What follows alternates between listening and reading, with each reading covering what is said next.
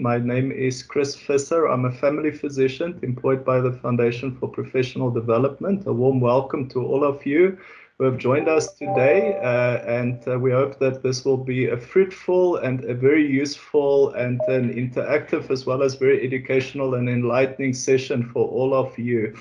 So my session it will be very, very short. The main speaker for today, you can already see her face. I will be introducing Dr. Gillian Dawes to you in a short while. So without further ado, I would like to introduce to you Dr. Gillian Dawes, that is a dear colleague and I know as a very passionate and dedicated mentor, as well as a very experienced HIV clinician, as well as HIV medicine. And these are ongoing passions and areas of interest that she still works on throughout her career. So she has got special expertise in terms of HIV care and treatment, with specific reference to pediatric, adolescent, as well as advanced HIV clinical care. Her expertise spans in excess of 15 years, specifically dedicated to HIV health system strengthening in support of various HIV and TB programs throughout our country. Dr. Dawes was quite intimately involved in support of NIMR training in the eThekwini district of the KwaZulu-Natal province. Currently, she collaborates very closely with FPD. She's working at the Center for AIDS Program of Research in South Africa that you all know as CAPRISA, as a researcher as well as a senior ACC clinician. She's very, very knowledgeable in the field of the management of cryptococcal disease in HIV-infected patients. She was very closely involved also in the execution of the national ACC training that many of you might have been part of as well as the structured grant round sessions that were supporting master trainers across South Africa. So without any further ado, I would like to hand over to Dr. Gillian Dawes, and we are looking forward to your presentation. Jill, over to you. Thank you, Chris, for that introduction. I'd also like to take this opportunity just to thank FPD and the funders for making this afternoon's webinar possible. I also just like to extend a welcome to all the online attendees. I see some familiar names in the audience, so thank you for your support. The focus of today's afternoon session, as Chris alluded to, is the management of cryptococcal disease in the HIV positive person. I'm going to go ahead and share my presentation. The overview of the webinar today, I'm going to focus a little bit on a case scenario, just taking you through a case on the management of a cryptococcal disease, specifically cryptococcal meningitis. We're going to touch on some of the natural history and the burden of cryptococcal disease, both globally and in South Africa. We're going to look at how we actually go about diagnosing cryptococcal disease and specifically meningitis. I'm then going to spend some time just taking you on a step-by-step journey through the National Cryptococcal Screen and Treat algorithm. We're going to look at how to manage adult HIV positive persons, and then looking at some of the differences in the pediatric algorithm. We're going to spend some time just looking at the management of raised intracranial pressure, and I'm going to give you some insight into some of the best techniques for measuring the opening CSF pressures when we do the lumbar punctures. We're going to spend a little bit of time on pregnancy and breastfeeding.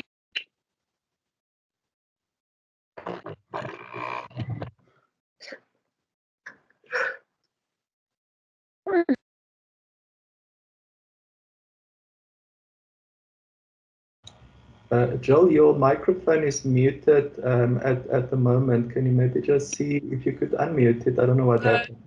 My apologies. Sorry, it's muted itself as I changed into this display mode. I will start again. The overview of today's presentation, we're going to be touching on a case scenario, looking at the management of cryptococcal disease. I'm going to touch a little bit on the natural history and the burden of cryptococcal disease both in South Africa and globally. We're going to go through some of the diagnostic procedures in terms of diagnosis of cryptococcal disease. I'm going to take you through a journey of the cryptococcal screen and treat algorithm, looking at the adult algorithm in detail and touching on the pediatric algorithm, detailing some of the differences. We're going to go through the management of raised intracranial pressure, and I'm going to give you some insight into some of the best techniques for measurement of the opening CSF pressures. In the breastfeeding and pregnant HIV positive women, I'm going to give you some insight into the management of cryptococcal disease and looking a little bit around some of the toxicities on the current antifungal medications in pregnancy. We're going to touch quite briefly on the treatment of non-meningeal cryptococcal disease and just spend a little bit of time going through the Amphotericin B, which is the IV antifungal that is used in the induction phase, looking at its administration, prevention and monitoring of toxicities, and looking a little bit around which of the antifungal drugs need to be renally dosed. I'm going to end with an approach and a differential to cryptococcal meningitis, relapse and recurrence, and touch a little bit on the management of iris.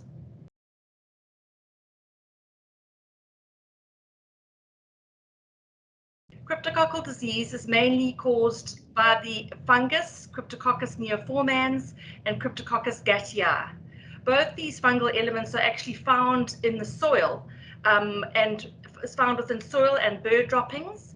One of the actual natural habitats of the cryptococcal fungus is the decaying tree bark in several tree species. The primary route of acquisition by the human host is actually through inhalation of the spores.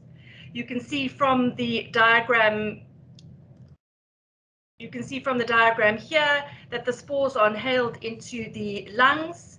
If you have an immune competent host, the immune system is able to eliminate that yeast, and you have a very mild disease progression, mainly involvement of the lungs.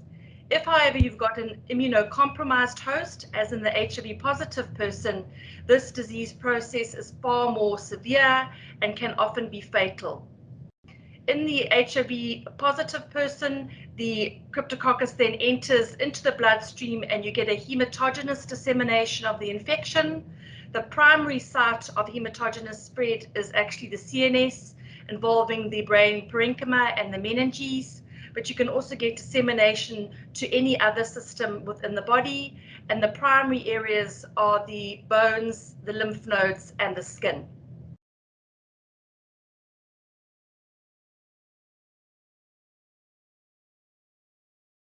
This slide, we can see here, there's two elements, the one on the graph on the right-hand side and that on the left-hand side. The graph on the right-hand side is a bar graph just representing the burden of cryptococcal meningitis globally. These are the latest CDC statistics, and it's an estimated that there are 220,000 cases of cryptococcal meningitis globally in people living with HIV and AIDS. This incidence actually results in about 181,000 deaths globally. And you can see quite clearly from this bar graph, as shown here, the heaviest burden lies within sub-Saharan Africa. And for this time period, reporting time period, there was about 160,000 HIV positive people that developed cryptococcal meningitis in sub-Saharan Africa. The graph on the left-hand side is actually from the Germs South African Surveillance Review. It is put out by the NICD, and this review came out in 2019, but it actually entails details and incidents encompassing 2018 and 2019. This is the graph representing the 2019 number of people that had first episode of lab-confirmed cryptococcal disease. There were 6,370 people that were diagnosed through lab-confirmed samples. The majority of these were from meningitis, first episodes of meningitis, fungemia, and of course culture positivity from other sites. in the statistics, there's not those cases that were diagnosed through an isolated cryptococcal antigenemia. 93% of first cases or first episodes of cryptococcal disease are actually from meningitis, with only 5% from generalized fungemia. The incidence for 2018 and 2019 remained fairly stable throughout South Africa, although it was reported in the northwest province of this country that there was an increase from 92 to 113 cases per 100,000 HIV-infected persons. You can quite clearly see from this graph that the highest disease burden is actually in males between the ages of 35 and 49, with the lowest incidence occurring in children under the age of 15 years. Cases under the age of 15 years accounts for 2% of total confirmed cases. 95% of those persons that had a known HIV status were found to be HIV positive, with a mean CD4 count of 28. And very interesting, but not surprisingly, is 65% of these had a viral load of more than 10,000. The majority of HIV positive persons that developed cryptococcal disease had received ARVs previously or were on antiretrovirals at the time of diagnosis. And the in-hospital fertility ratio that was reported for this time period was 34%. This slide just demonstrates for us some of the significance of the cryptococcal antigenemia results, and part of these studies have actually highlighted the importance of the pre-ARV screening for cryptococcal antigenemia before ARV initiation. This is a slide demonstrating the results from a randomized controlled trial on HIV positive adults held in Uganda, and the mortality was assessed at 12 months for all adult participants that had a CD4 count less than 200. You can quite easily see depicted here on the graph that if you had cryptococcal antigen negative pre-ART, you can see that your mortality risk was much lower at about 13%, whereas if you had a cryptococcal antigen positive antigenemia pre-ART initiation, you had almost a double risk of mortality at 12 months. Our case this afternoon for discussion is ZJ. She is a 30-year-old woman recently diagnosed with HIV infection based on rapid HIV testing at her PhD clinic. She was known to be ARV naive and had no other significant comorbidities. She was clinically well, and she was actually assessed as being WHO stage 2 at that PhD visit. She had no history of headache, neck stiffness, and her GCS was assessed as being 15 out of 15. She had no TB symptoms, although she had an implanon in situ. A pregnancy test was done, and she was found to be not pregnant. The management on that day, following the new diagnosis of HIV, was to do the baseline bloods. These were taken, and they included CD4 and GFR. They then commenced same-day initiation of antiretrovirals as per guidelines, as she was stage 2 and had no clinical evidence of current OI. She was started on TLD as per the new guidelines. And just for those that are unfamiliar with that acronym, this includes a starting regimen of tenofovir, lamivudine, and dolutegravir. And the plan was for her to continue her ARVs, to see her in 2 days to go through these baseline blood results. She returned to the clinic as expected in 2 days. She reported to the staff that she was feeling well. She had good adherence on her ARVs and good tolerance.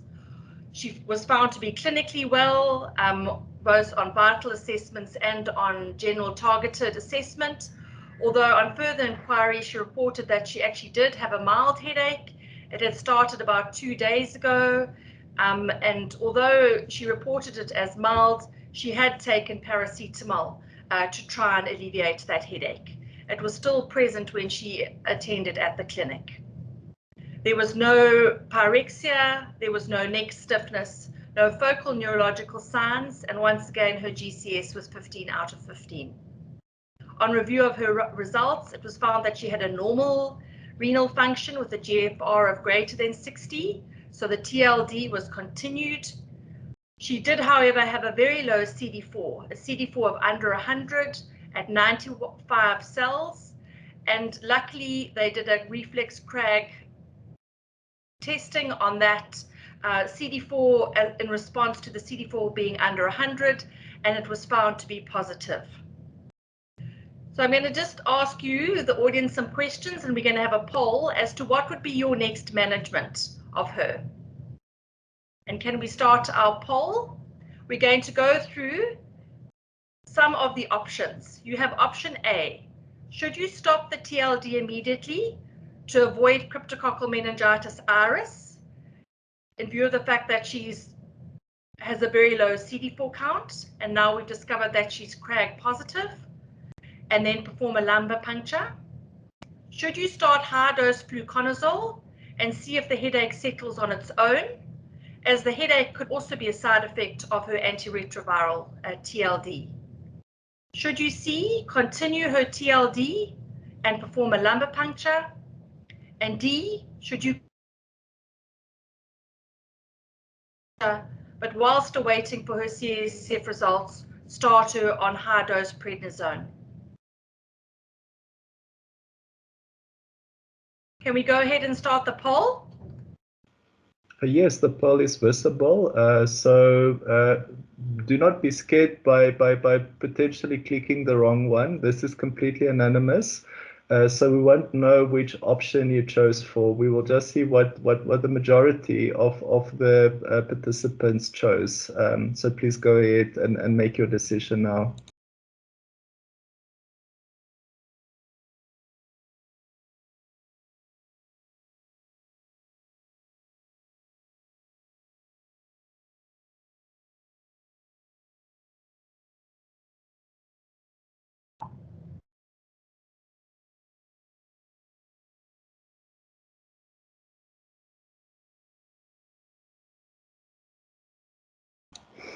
We have 20 responses, 23 responses. We'll give it another 10, 15 seconds, and then we'll close the poll.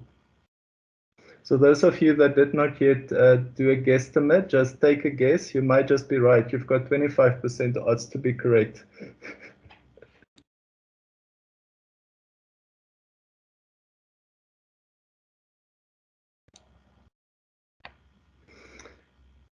So a few more seconds. Please post your response now. We have got 25 respondents thus far. Okay. We can close the poll there now. So we'll look at the results right now.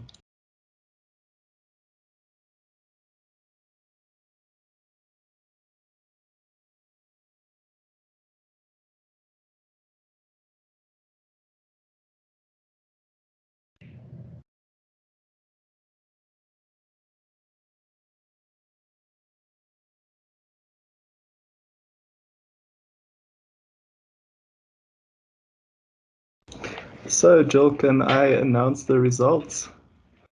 Go ahead, Chris. At the moment, I can only see my presentation, so can I ask you to announce the results? So for A and B, it's a tie in terms of last place. 14% of respondents respectively voted for either A or B.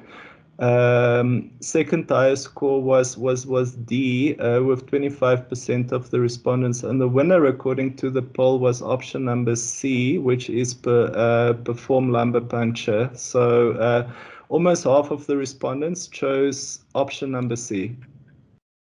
No, thank you. I'm glad that the audience are familiar with the guidelines. C is actually the correct answer. You're going to continue the TLD, you're going to perform your lumbar puncture, and then your management will be as a result of what that CSF then shows. I'll just go through quickly why the others weren't correct or were less correct. A, it's actually too early at this stage to stop your antiretroviral drugs. Remember, we haven't actually done any diagnostics yet, and really we've got an HIV positive person with a very low CD4 count, and by stopping the TLD too early, we can actually cause progression of the HIV disease process and possibly the opportunistic infection. Remember that there is some contention around this issue, although the SA Clinician Society guideline from 2019 has suggested that a too premature stop of the antiretrovirals is not indicated, as we do know that, though, however, that there is a risk for iris, and the mortality risk is higher with iris. But remember, there is some harm in stopping the antiretrovirals, and especially when the regimen was the TEE or the efavirenz-based regimen, there was a risk to developing HIV resistance. B is not correct. This is too risky a practice. Remember that we do know that our antiretrovirals cause initial side effects, and they can be neurological, like headache. But really, in this case, especially with our CRAG positivity, we need to exclude a meningitis. And D is partly correct, but we are not going to be starting high-dose prednisone while awaiting the CSF results. This is not guided practice, and I'll go through in one of my later slides, the indications for using steroids in cryptococcal meningitis. This is the cryptococcal screen algorithm. It's from the National Consolidated Guidelines, and I'm sure a lot of you are familiar with it. This is the algorithm that has been updated in the February 2020 guidelines. This is the screen algorithm, and it quite clearly says that any HIV positive person with a CD4 less than 100 must have a CRAG, cryptococcal antigen testing done on their serum. This is a reflex test, and so if the CD4 at the laboratory is found to be under 100, this is an automatic test. If, however, though, you are getting your CD4s back without the CRAG results, you need to follow up, and if not, you need to be repeating your CRAGs. If the serum antigen is found to be negative, you're then going to start antiretrovirals. And remember, though, however, that these are HIV positive persons with very low CD4s and poor immunities. You must screen for other opportunistic infections. And remember, one is to screen for TB. If your CRAG comes back positive, all adult HIV positive patients are going to be referred for a lumbar puncture. So just remember that all HIV positive persons that have a CD4 less than 100 should have a serum CRAG test done. Remember, if that CRAG test is negative, you're going to start your antiretrovirals, but remember, it's important to screen for other opportunistic infections. If your CRAG on your serum comes back as positive, all your adult participants need to have a lumbar puncture. This is mandated in the guidelines now, regardless of whether the person has symptoms or not. So most cases, if you're at a PhD level, you're going to need to up-refer for this lumbar puncture at your district hospital. The management then follows either this algorithm if the CSF is negative for CRAG, or you're going to follow this blue algorithm in the guidelines if your CSF is positive for CRAG on the CSF. I've included here some of the guidance from the SA Clinician Society. I know that we are guided by the national guidelines, but just to make the clinicians aware that there has been some update in terms of the CD4 cutoff in the HIV Clinician Society, and they're advocating doing reflex CRAG testing for anyone with a CD4 count of less than 200. Although the national guidelines have not been updated, remember that some of the laboratories, and we did phone around here in KZN, have already responded to this and are doing reflex CRAGs for CD4s under 200. If for some reason you cannot get a lumbar puncture done, there's a delay in up-referring for the lumbar puncture, or there's some contraindication to the lumbar puncture in your patient, you need to start your fluconazole high dose immediately while awaiting those results or before being able to initiate the Amphotericin B. Cryptococcal diagnosis. The standard for diagnosing cryptococcal disease is actually your antigen testing. And remember that in order to diagnose cryptococcal meningitis, you do need to be processing the CSF. So lumbar puncture is always indicated, and your CSF is then processed separately to your serum for CRAG antigen positivity. The CSF can actually also be cultured. This image here shows the India ink staining.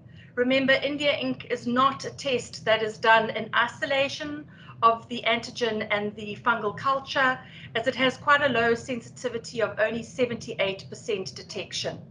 The India ink stain here, as you can see, gives the classic halo image of the Cryptococcus as a result of the non-staining of its capsule.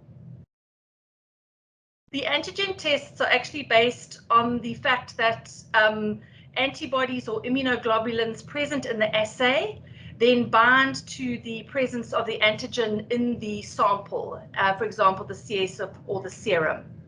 And the purpose of the cryptococcal antigen tests are actually to identify the fungal polysaccharide capsule. The image here depicts the most commonly utilized cryptococcal antigen test at the moment. This is the lateral flow assay. And as you can see from the image here, you follow these 5 basic and easy steps. It's very similar to how we do a pregnancy test, in which the test strip is placed within the CSF. You wait 10 minutes for processing, and actually the positivity is actually depicted on these lines here. So like in pregnancy, if the test is positive, you're going to get a line through the test as well as the control area, whereas if the test is negative, you're only going to get a line appearing here in the control area. This test is highly sensitive. WHO analyzed about 5 studies which looked at the sensitivity and specificity of this test, and on a whole, the pooled sensitivity of this test is between 94 and 100%. There's no indication on your first diagnosis of cryptococcal meningitis to be processing antibody titers. They do not change your management, as remember, treatment regimens are standardized. So the titers on this initial CSF add no value. Fungal culture can culture both the species Cryptococcus neoformans as well as Cryptococcus gattii, and you can get your culture within about 72 hours. Occasionally, Cryptococcal gattii is cultured in South Africa, although the neoforman species predominates, and only 2% of cases are from Cryptococcus gattii. Antifungal susceptibility testing is also not routine on a first diagnosis of cryptococcal meningitis, and I'll go through where it is rather reserved for when you've got recurrent or relapsing cryptococcal meningitis. We're going to once again look at our case. ZJ has had her lumbar puncture, and these are the CSF results. I'll go through a little bit of the CSF results, highlighting, as you can see here, the clinicians did an opening pressure, which is 32 centimeters of water. We're looking for any pressure above 25 centimeters of water as being abnormal and diagnostic of cryptococcal meningitis. The appearance was clear. There was a predominant of lymphocytes on the CSF, and there was an elevated protein. The glucose on the CSF was deemed to be normal, although I haven't reflected the blood glucose here. This glucose is actually not low. Staining was done, India ink staining was done, which was positive for Cryptococcus, and the cryptococcal antigen was done on the CSF, which was positive.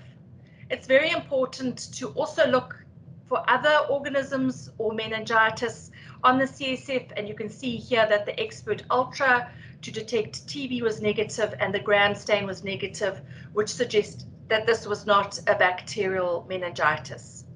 One of the other differentials for the CSF could also be a viral meningitis.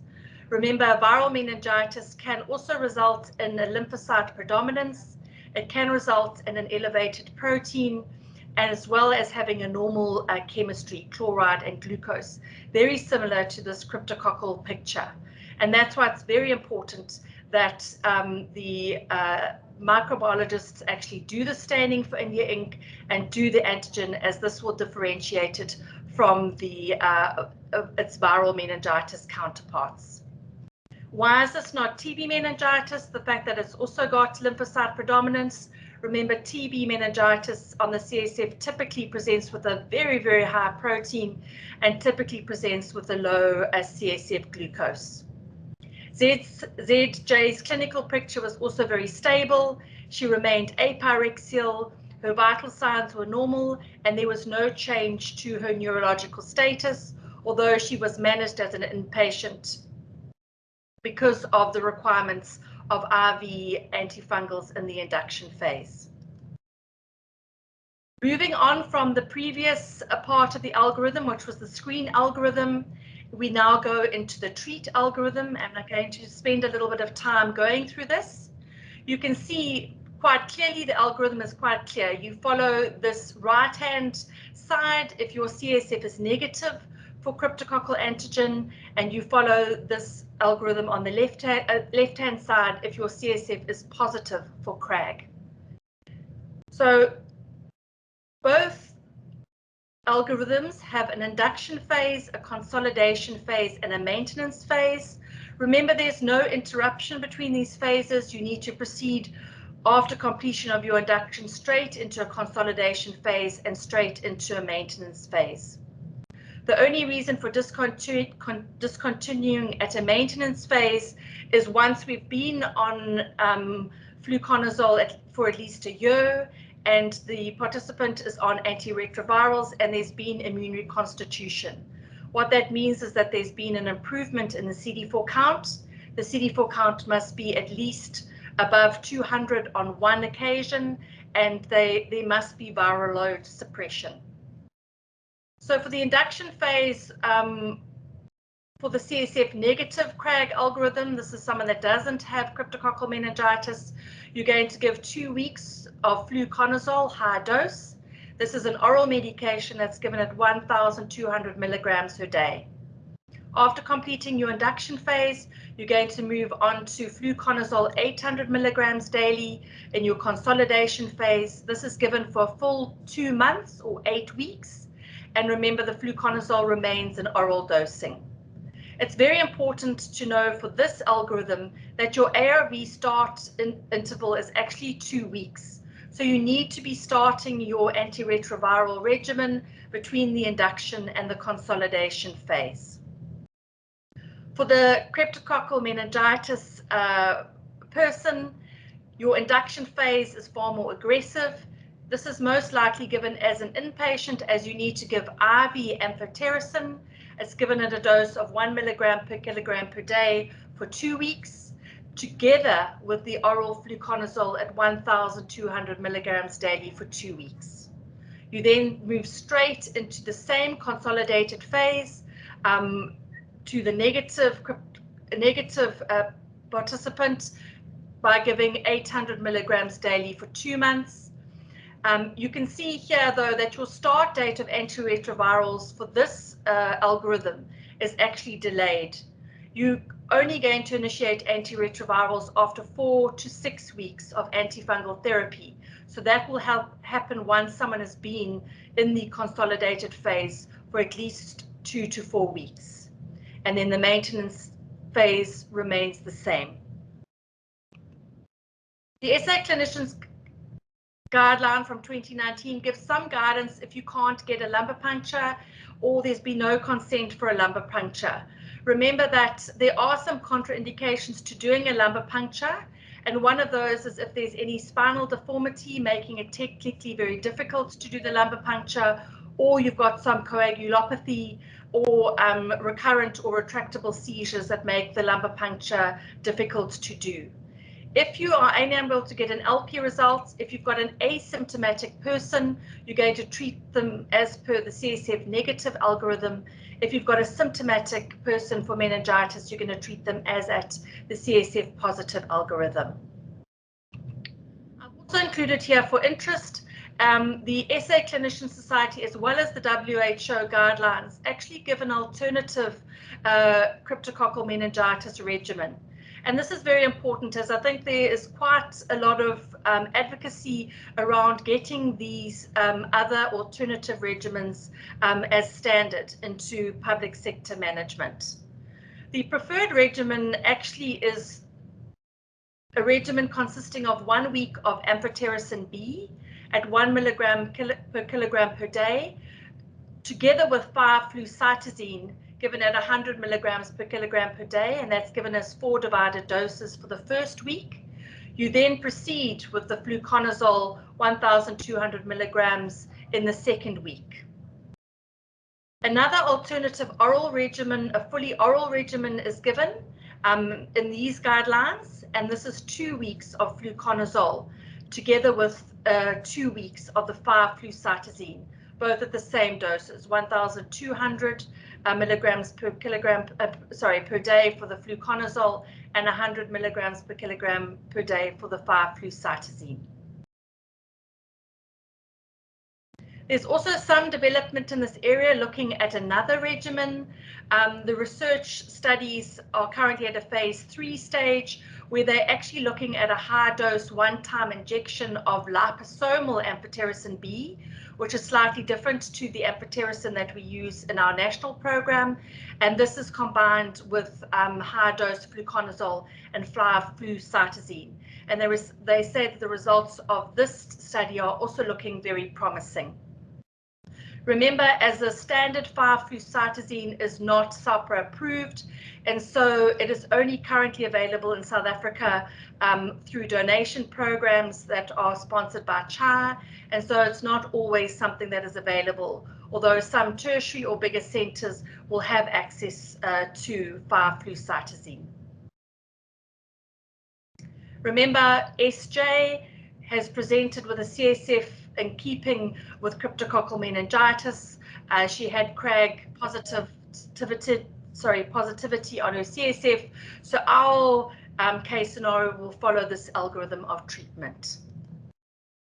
Just giving you some background as to why these new regimens are preferred regimens. This is the ACTA study. This graph depicts some of the results from the ACTA study, which quite clearly show the different regimens that were researched. The purple regimen here is actually the regimen that I've alluded to. It's the Amphotericin B and the 5-flucytosine given for 1 week, followed by the fluconazole. That is the purple line depicted here. Our standard of care currently, which is the Amphotericin B and fluconazole given for 2 weeks, is actually this yellow line here. So you can see quite clearly if this is weeks on treatment compared to the mortality rate, you can quite clearly see that this purple line is the preferred regimen. They also found as part of the ACTA study that this regimen here of the Amphotericin B and the 5-flucytosine showed less toxicity, especially around anemia and renal toxicity, and actually it was a far more cost-effective regimen. This is just another graph depicting the superiority, especially in terms of survival, of this regimen that contains Amphotericin B and 5-flucytosine. One of the key managements of cryptococcal meningitis, despite the antifungals, is actually management of the raised intracranial pressure. If you do not optimally manage the pressure caused by the meningitis, you actually get a much higher morbidity and mortality. And this complication of the meningitis is actually potentially life-threatening. It affects around 75% of people with cryptococcal meningitis, and the raised intracranial pressure is as a result of a physical obstruction to the CSF outflow through the arachnoid villi, resulting as a result of buildup of pressure from the meningitic process. The presentation of the raised intracranial pressure, you typically present with severe headaches, vomiting, confusion, decreased level of consciousness, visual disturbances, fixed cranial nerve palsy, which is actually quite a premorbid sign, as well as occasionally with hypertension associated with these symptoms. The raised intracranial pressures can be present at the time of diagnosis, or they can develop whilst on treatment. Serial LPs are actually the therapeutic modality to alleviate these pressures. And it's very important, even if your first lumbar puncture that you did to diagnose your cryptococcal meningitis, you didn't do your opening pressure, you need to please do the opening pressure on a subsequent LP, as an opening pressure of more than or equal to 25 centimeters of water is pathognomonic of cryptococcal meningitis.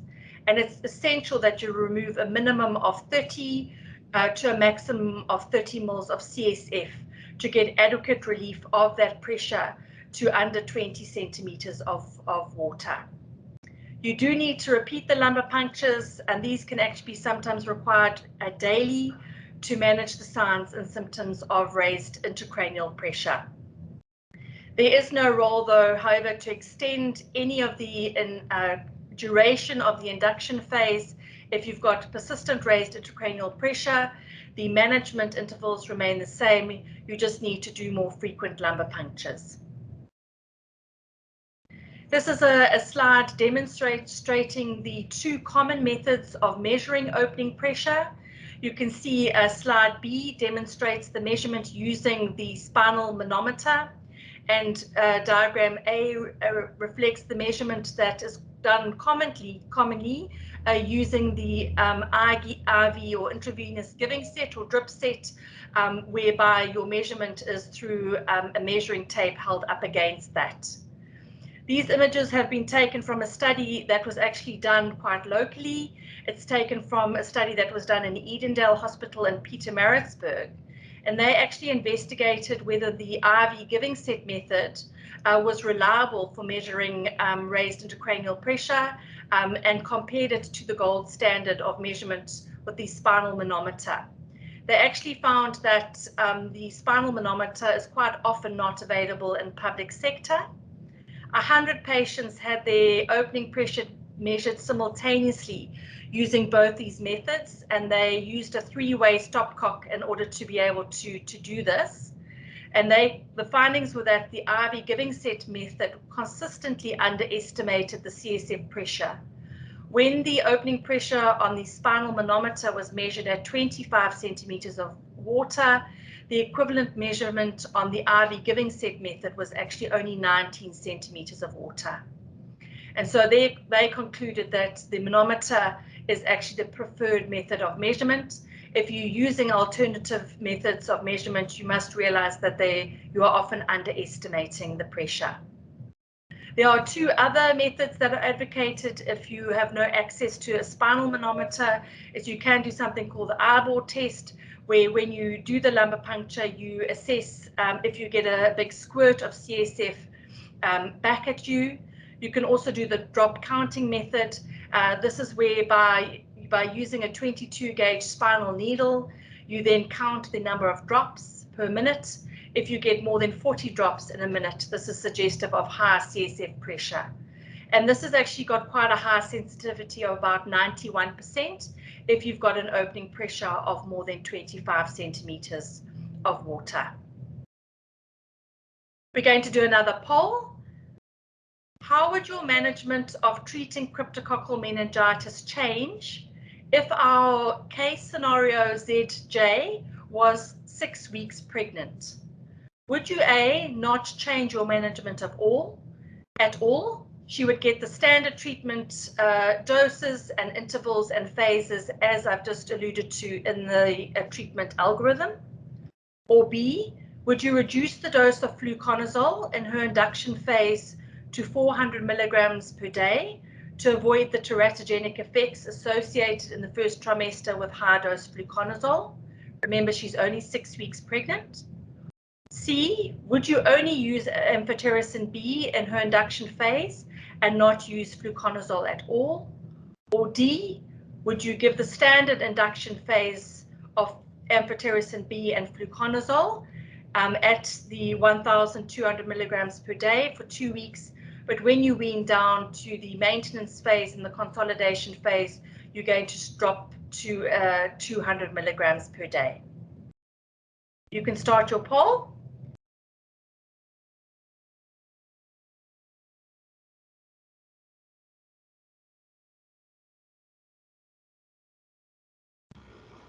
So we've got 7 responses thus far. We'll give the colleagues some opportunity to ponder on the various options. And I see, Jill, your questions are difficult, so might be taking a little bit longer. Some of the responses are quite close to one another. So thus far we've got 10 responses. We'll give the colleagues a few more seconds to choose.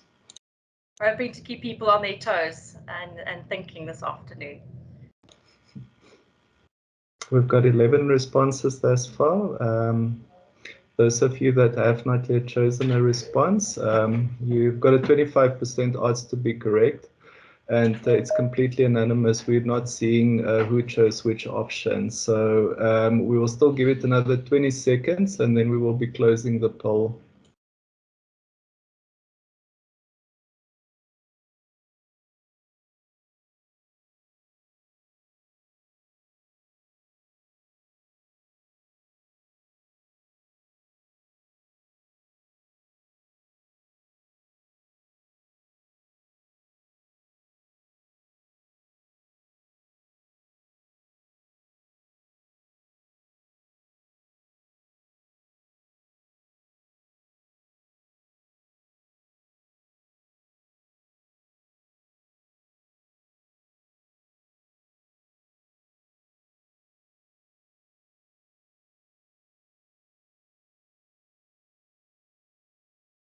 Chris, can you go ahead and read the results? Sorry, I can't see I can only see my presentation.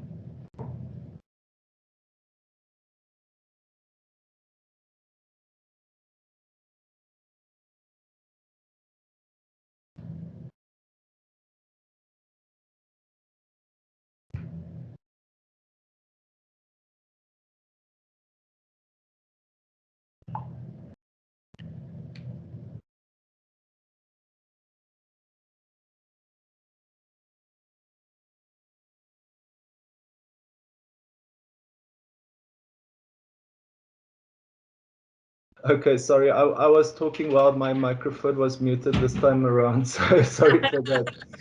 Option C scored the lowest, Joel, at only 9% of respondents that thought it would be C.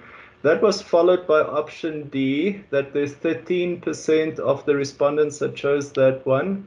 Then option A, 17% of respondents, and the clear winner is option B at 61%. So more than half of the colleagues thought it would be option B. No, thank you, Chris. I'm glad I put hard options. Just for you to know that actually option A is the correct one. And I'm going to move on to my next slide, and that will explain why option A is actually the correct one. B, C, and D are all incorrect, and you would do none of that management. So I'm going to move on now to my next slide to explain why. The cryptococcal antigen positive pregnant woman must follow the same algorithm as the non-pregnant woman, and all must be have a lumbar puncture done. Cryptococcal meningitis, if the cryptococcal meningitis is shown on the lumbar puncture, that means that they are CSF CRAG positive.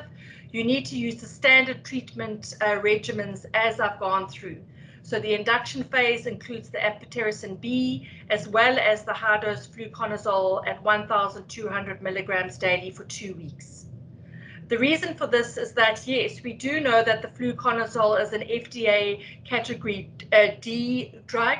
This means that there is positive evidence that there is risk to the fetus based on marketing and investigational data and human studies.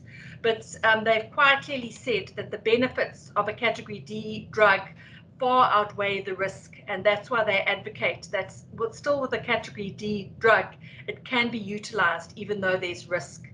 You are quite correct, is that high dose fluconazole is anything more than 400 milligrams per kilogram per day.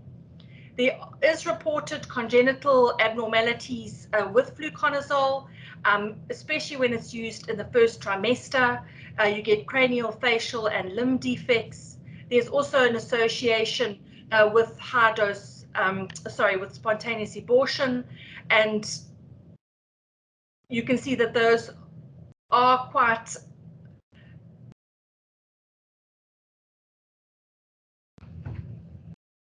but the benefits of treating cryptococcal meningitis outweigh the risks of the fluconazole effects in pregnancy. So it's both the recommendation of the HIV Clinician Society and the WHO that you still continue these drugs throughout the first trimester of pregnancy at the high dose.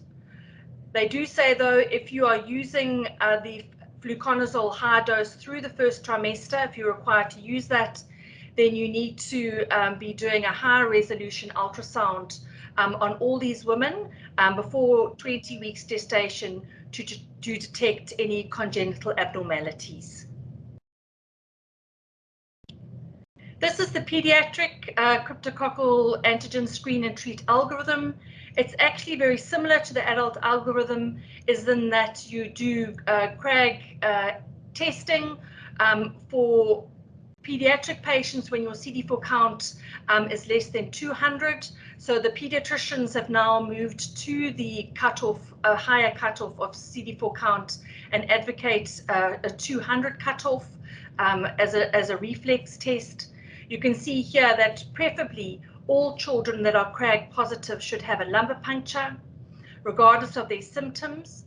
Remember, cryptococcal disease, as I showed you, the burden of disease, as I showed you in the first slide, is actually relatively low in pediatric patients, with the majority of cryptococcal disease actually being in adolescence, and a very small peak as well in the under 5 years old. The difference comes not in the choice of the drugs, but actually in the dosing. And you can see that the WHO advocates for pediatric dosing. That is, when I refer to that, I refer to as milligram per kilogram per day dosing for all adolescents and children that are under the age of 18 years of age. Remember, the adult dosing can actually only occur at weights of more than 66 kilograms.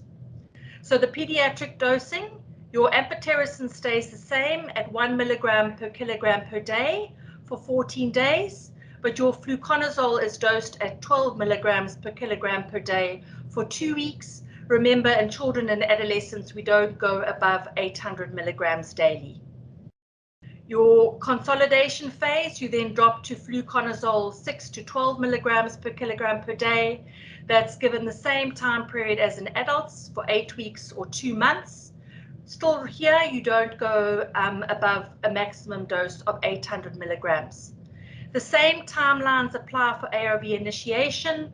If you've got cryptococcal meningitis, you're going to aim to initiate between 4 to 6 weeks on antifungal therapy, whereas if you do not have meningitis, you're going to look at initiating your antiretrovirals at 2 weeks on antifungal treatment.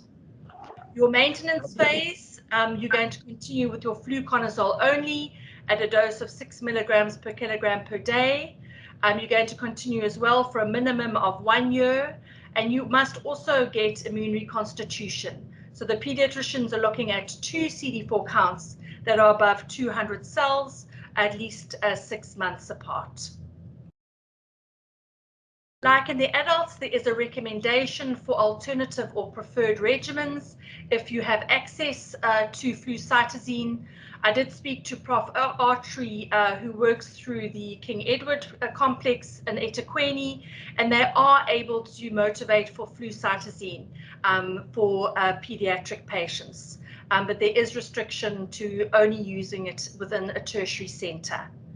The amphotericin dosing remains the same when combined with flucytosine, but the flucytosine dose and actually in pediatrics is the same as adults. It's 100 milligrams per kilogram per day. This slide just gives some guidance on how to treat localized non-meningeal disease.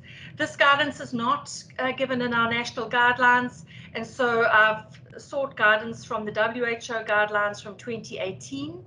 Remember that the lung is actually the first entry point of the cryptococcal organism, and so you can present with a pulmonary cryptococcosis.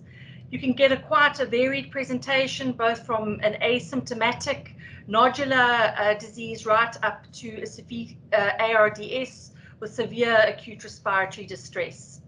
It presents classically as a pneumonitis with a productive cough and fever. And remember that you can get predominantly pleural symptoms predominating in this presentation where you get a pleurisy. This is just a chest x-ray showing you that actually the cryptococcal pulmonary manifestations can mimic TB quite closely. You get nodularity as well as consolidation and pleural thickening and evidence of pleurisy. Other sites of infection are also the bone, the lymph nodes, and the skin. And this is just an image showing you the how the cryptococcosis would appear as it manifests on skin. This management that is listed here from the WHO, remember, is based on expert opinion. There is no clinical data giving evidence to this as optimal treatment, but they do advocate that for non-meningeal forms that you're still going to give an induction, consolidation, and maintenance phase. You're going to see here that only fluconazole is advocated for these non-meningeal forms, and also at lower doses. But the time intervals are the same. So fluconazole is given at 800 milligrams a day for 2 weeks. You then go into giving 8 weeks of fluconazole as 400 milligrams a day for consolidation, and then you're going to give the maintenance dose of 200 milligrams per day. There's no guidance given as to when this maintenance ends, but I suppose we would be following the algorithm and the maintenance for the cryptococcal meningitis for guidance around this. For a cryptococcoma, remember cryptococcoma is a rare complication of cryptococcal infection. This is where you actually get an encapsulated lesion, and it's a combination of immune infiltrates and the fungal pathogens. These cryptococcomas can occur in any solid organ system within the body, but are most commonly seen in the CNS, especially in persons that are HIV positive. And you can see this image quite clearly shows the cryptococcoma in this CT scan imaging, and you can quite clearly see that it's an encapsulated cystic lesion. Once again, the management of the cryptococcoma is based on limited information coming through case reports and through expert opinion. There is no research that confirms this as optimal management. The experts are advocating that you're going to give an induction phase very similar to that you use for meningitis. You're going to use IV Amphotericin B and oral flucytosine if you can get access to that, or oral fluconazole. You're going to use the same doses as you use for the cryptococcal meningitis algorithm, but you're going to extend that induction phase to be a total of 6 weeks. Your consolidation and maintenance phases are the same as for cryptococcal meningitis. There is a place for corticosteroids or surgical intervention in the management of cryptococcomas. However, this is limited or only used when you've actually got intracranial lesions that are causing a mass effect.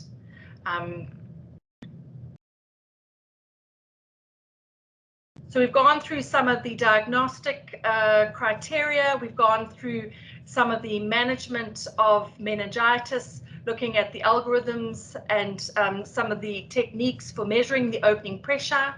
For the next few slides, I'm just really going to go through some of the, I think, quite important things to know around the administration of Amphotericin B. Remember, Amphotericin B decarboxylate is part of the induction regimen, and it is the most commonly administered IV antifungal.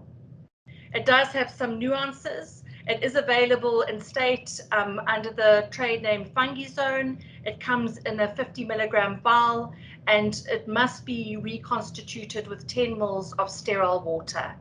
They advocate that we don't constitute it with normal saline, as you can get precipitation out of the drug when you use normal saline. As you can remember from the algorithm, the dosing of Amphotericin B is a milligram per kilogram dosing schedule, so it must be based both on the adult and pediatric current weight. You then pull up the reconstituted volume once you've reconstituted the powder, and that must be administered with 5% dextrose water, and you need to give a volume of 1 liter for your infusion. No test dose is needed, and they also say that this infusion must be used within 24 hours, and you must give the infusion over at least 4 hours. It's very important not to give this as a fast infusion. And there's no need to protect the infusion or the line from light, as was our practice in the dark ages. These are the quite common toxicities that we experience with the Amphotericin B deoxycholate version. Remember, renal tubular toxicity is very common. You do get hyperkalemia and hypomagnesemia. Anemia is also very common. And remember that this is quite a toxic drug, and you do get irritation of the vein that is administered through. It can, remember, be given through a peripheral vein, but it can cause phlebitis at that IV site. And the infusion can actually also lead to an infusion type reaction whereby the patient gets fever, chills, and rigors as a result of the infusion. That's often seen during the administration of the infusion. Studies have shown that about 1/3 of people receiving amphotericin will develop anemia. Can drop right down to a grade 3 or grade 4 hemoglobin. A grade 4 hemoglobin is a hemoglobin less than 7, and a grade 3 hemoglobin is a hemoglobin less than 9.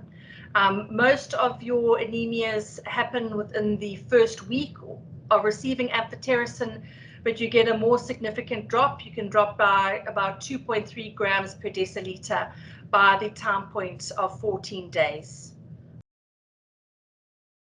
There are some prevention strategies that are highlighted in the guidelines to ensure that we try and minimize these toxicities. And so it's very important as part of your management package to ensure that you do these prevention strategies. So you need to pre-hydrate each patient before receiving their daily amphotericin infusion with 1 liter normal saline, and you must add potassium chloride to this. You can use 1 ampule, which equates to 20 millimoles of potassium, and this must be given at least 2 hours prior to the Amphotericin B infusion. The prehydration protects the kidneys and reduces the incidence of renal toxicity. It's important to also flush your line once you've finished the infusion, to actually remove the giving set. Do not leave the empty infusion attached to the patient, and you must flush the line with normal saline. This reduces the incidence of phlebitis, and it's very important to routinely give oral potassium at a dose of 1,200 milligrams daily, twice daily, and oral magnesium daily The only time you would not give this prophylactic electrolyte supplementation is if you already had someone with hyperkalemia or hypermagnesemia and renal failure. And it's very important to do routine safety monitoring. This next slide shows you what is the standard for safety monitoring in terms of blood safety. You must, in terms of monitoring for the amphotericin toxicities, do a hemoglobin at baseline, then compare it to day 7 and day 14 hemoglobins. You must do creatinine, potassium, and if possible magnesium levels. These must be done at baseline and then repeated twice weekly if they remain normal. Remember, there are times that you need to be doing a daily electrolyte assessment if these results become abnormal. Fluconazole, the only monitoring that needs to be done is an ALT to monitor for liver toxicity, but this is only advocated if you actually develop symptoms or jaundice. Both amphotericin B, fluconazole, liposomal amphotericin, and 5-flucytosine all need to be renally dosed.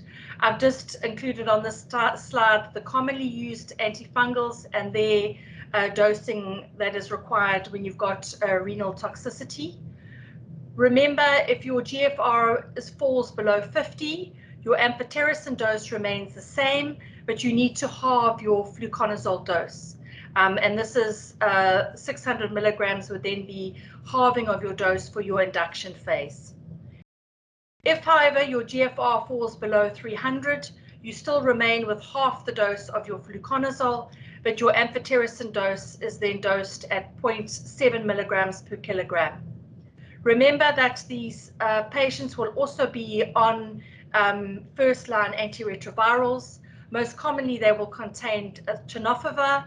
Tenofovir is not a good idea to continue if you're starting to get renal toxicity, even if it's not related to the tenofovir, and the guidelines advocate then that you change to abacavir, which is renal safe.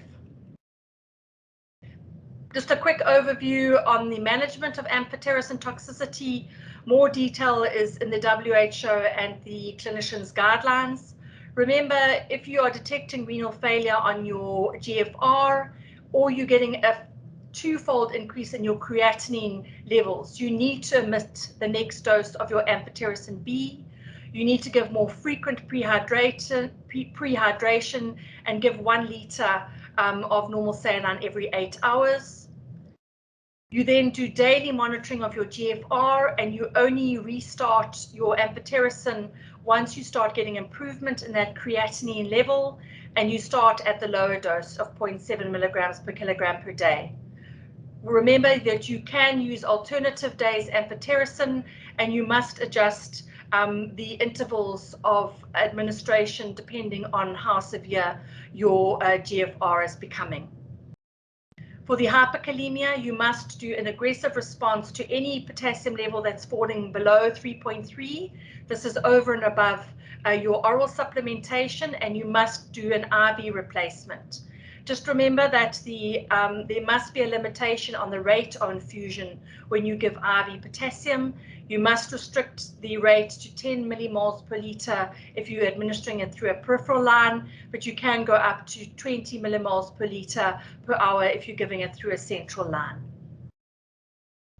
Hypermagnesium must be corrected, especially if you've got severe hyperkalemia, and you can give up to an additional 5 grams of magnesium daily.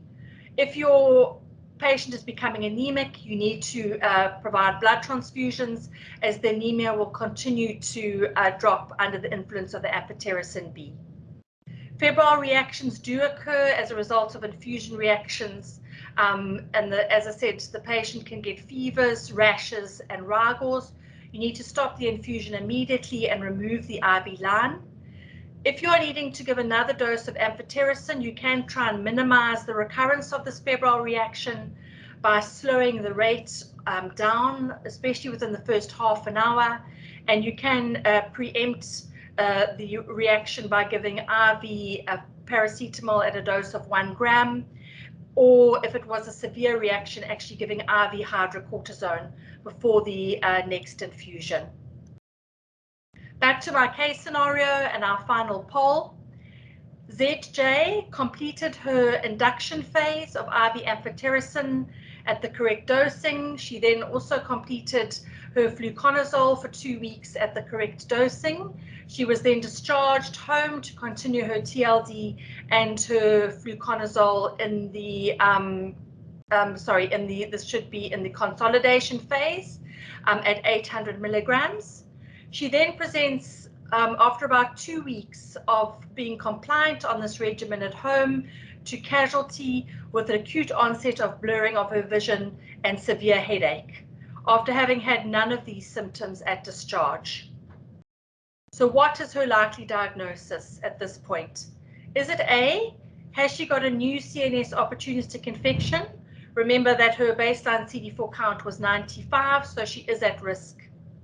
Is this a paradoxical cryptococcal meningitis iris, even though she's been compliant on her fluconazole consolidation phase? C, does she have underlying fluconazole resistance, or could she have all of the above? You can start the poll.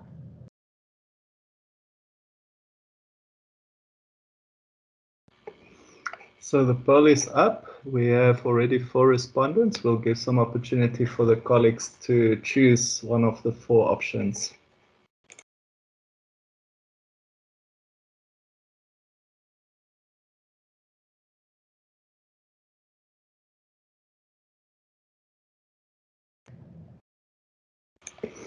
And just for the participants, if you're unable to see the screen on the screen, the poll, please just look in the chat function. It's a dialog bubble that you can just click on, then you'll see the chat function. So if you don't see it on the screen, it might just be in the chat function.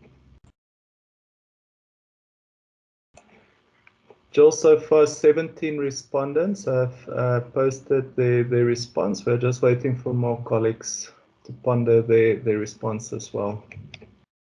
Thank you. So we'll give it another 20 seconds and then we'll close the poll.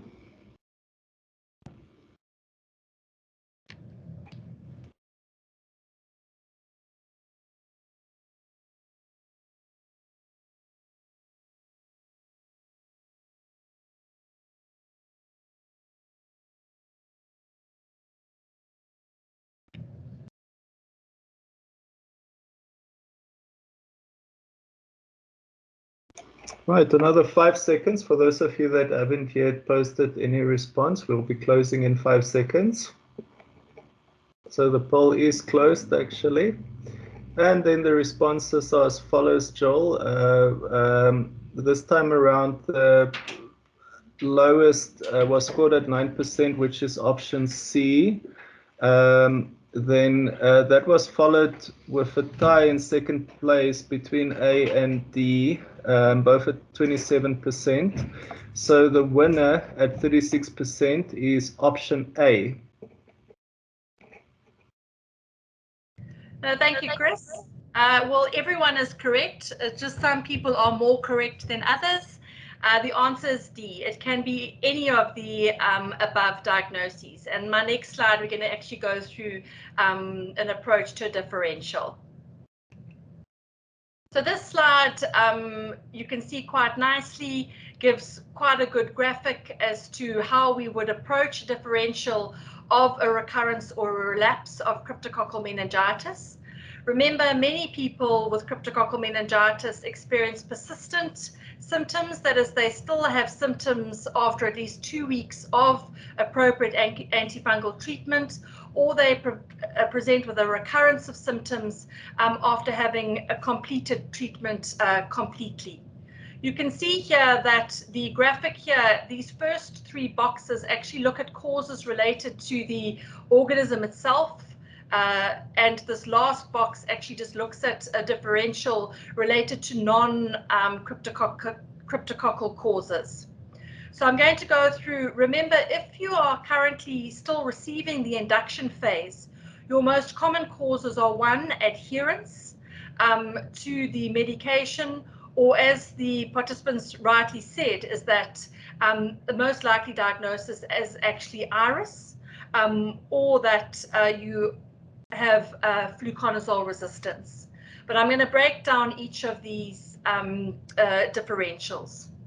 Remember that commonly the lack of secondary fungal fluconazole prophylaxis can actually be related to errors that happen with on our side, whereby we forget to continue the maintenance phase. We don't respond appropriately when the CD4 is appropriately elevated, or we change too quickly from the consolidated to the maintenance phases. Remember that often it's actually also from the side of the patient, whereby they've been on protracted fluconazole prophylaxis and stop it prematurely even though they haven't had immune reconstitution. Remember, you can actually get a new Cryptococcus CNS infection. Remember, all these HIV patients have very low CD4 counts cells, so they can actually acquire a new injection of cryptococcal disease, which could also be located outside the CNS. Remember also that the cryptococcal antigens that are fairly large are not cleared from the kidneys and actually can cause reservoirs of the fungal spores in the liver and the spleen and the lymph nodes, which can then reactivate. Quite commonly, you can get an inadequate primary therapy. This does occur in patients that have a lot of renal impairment or toxicities, whereby you're having to drop the dose and then you're having to give infrequent intervals in order to protect worsening of their toxicities. Fluconazole resistance is a known entity. In terms of what that incidence is and prevalence in South Africa, that data is not easily known. There have been some studies looking, and there are some studies that do look at some of the predictive factors that could give you some idea whether you need to be more strongly looking at fluconazole resistance. Fluconazole resistance, remember, can only be diagnosed once you've done a fungal culture. Once you've got a positive fungal culture, you need to then do drug susceptibility testing, and that will demonstrate whether you've got resistance or not. You can sometimes get failure of the antifungal drugs to adequately penetrate into the CNS, and you can get then an extension of your meningitis to involve a cryptococcosis of the brain parenchyma itself, as well as a cause of cryptococcoma.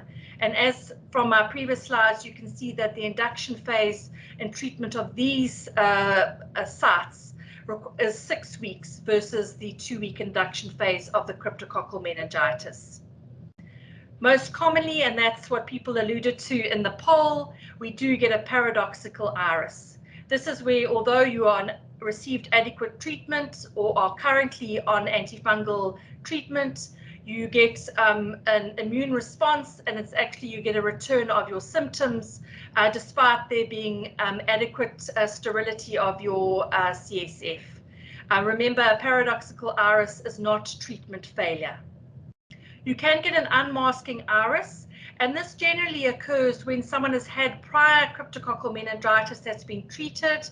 They then either get virological failure by defaulting their antiretrovirals, and then get clinical failure, and then that previous cryptococcal dormancy then reactivates. The non-cryptococcal related causes, these HIV positive persons have very low CD4 counts, so you can get new opportunistic infections in the CNS, and these can be either a bacterial or a viral meningitis, as well as TB meningitis. Remember, you can get dual pathologies, so although we're actively managing the cryptococcal meningitis, you could have an irising of an associated TB meningitis. And that's why it's very critical when you're doing your lumbar punctures for your opening pressure measurement that you also still send your CSF, besides for fungal culture, that you send it for other modalities, such as a gram stain to look for bacterial meningitis and your gene expert to look for TB meningitis. If you are highly suspecting TB, you need to also do your urine LAMs and other sputa for gene expert and chest x-rays. Non-infectious causes of symptoms. Remember the serial lumbar punctures, you are taking quite a high volume of CSF off. You can get severe headache as a result of a post-LP CSF leak. So this is quite a nice approach to a differential. The management of cryptococcal iris. Just remember iris stands for immune reconstitution inflammatory syndrome. Remember that a paradoxical iris is something that happens when someone is currently on treatment for cryptococcal meningitis. You can iris your cryptococcosis in other sites.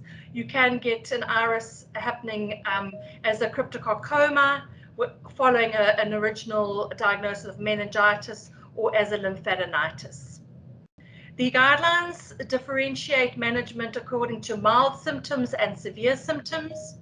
If you have mild symptoms, you can do a serial lumbar puncture and offer analgesia. Remember, your lumbar puncture will also offer analgesia and relief of your headaches. You're going to increase your fluconazole back to the dose that you gave in the induction phase of 1,200 milligrams per day with regular follow-up of your fungal culture. If you are irising or got a recurrence of your meningitis, it is mandatory to do a fungal culture. If your culture comes back negative, you can then reduce your fluconazole high dose either back to 800 milligrams or 200 milligrams, depending on what phase that iris event took place in. So if the patient was in the consolidation phase, you would go back to 800 milligrams. If they were in the maintenance phase and then developed iris, you will go back to the maintenance phase dosing at 200 milligrams. For severe symptoms, you need to go back to a full induction phase treatment.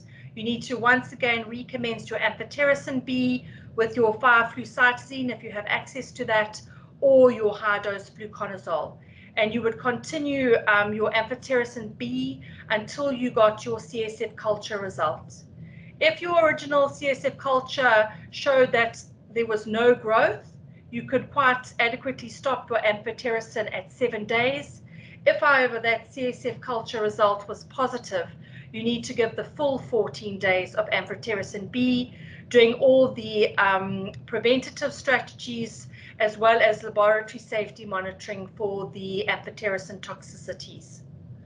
There's only a need to do a CT scan if you have focal signs, in which case you're worried that you've developed cryptococcomas or there's now cerebral edema, and these require additional management. And if you developed a cryptococcoma, you would need to extend that induction phase to 6 weeks. This slide just highlights when the corticosteroid therapy is indicated in managing cryptococcal meningitis. The guidelines are quite clear in that the routine use of corticosteroids on the initial management of cryptococcus is not recommended. It does, though, however, have a place in management when someone has iris. You're only really going to use your steroids if you have confirmed CSF culture negative. You've confirmed that you don't have other forms of meningitis. You really don't want to worsen an untreated TB meningitis or bacterial meningitis. Or if you have life-threatening neurological deterioration, either from the raised intracranial pressure or as a result of a mass effect. The dose that has been advocated is oral prednisone at 1 milligram per kilogram per day. That's given for 2 weeks until there's clinical improvement, so you can extend. And then you must remember, though, to taper your dose over the 2 to 6 weeks interval. Managing a relapse of cryptococcal meningitis. In terms of diagnosis, remember that CRAG is not helpful on the CSF to diagnose a recurrence or relapse. These are patients that have already had meningitis, and remember the CRAG as well as the culture can actually remain positive. Sorry, the CRAG and the India ink can remain positive for months to years after that initial diagnosis. The diagnosis must be based on the fungal culture. And it's very important then if you do get a positive fungal culture, that you need to do your antifungal drug susceptibility testing to look for fluconazole resistance. Remember, antifungal susceptibility testing is not routinely available at all laboratories. It is often a referral or a research or academic laboratory that is able to process that test for you. It's very important if you've had a time period with no symptoms of meningitis or if the patient is already on maintenance phase, it's important to get a history of what's been happening, especially in terms of completing treatment. Remember, if you have a relapse of cryptococcal meningitis, if they're symptomatic, you're always going to do a lumbar puncture for diagnosis as well as therapeutic, a release of the raised intracranial pressure, measuring the opening pressure. Remember, an opening pressure of more than 25 centimeters of water is indicative of cryptococcal meningitis. You're going to start or restart the induction treatment as I've gone through in the algorithm. And then, as I say, always manage your raised intracranial pressure through symptom monitoring.